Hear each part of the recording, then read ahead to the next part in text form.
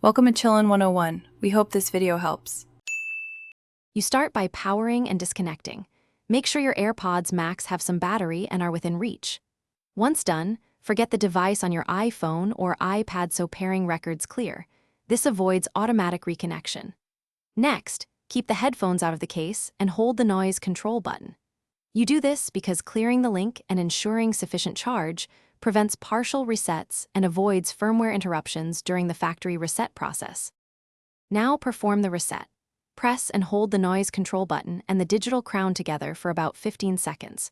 You should watch the status LED. It will flash amber and then white, because that sequence tells you the device has erased settings and restarted its onboard controller.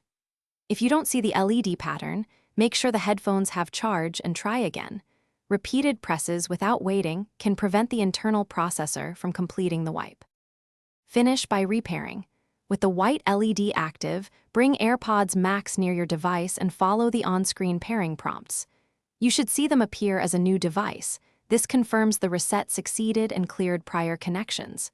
If pairing fails, make sure your iPhone has the latest iOS, reboot the phone, and try again. If problems persist, one key tip is to reset network settings on your phone before contacting Apple support.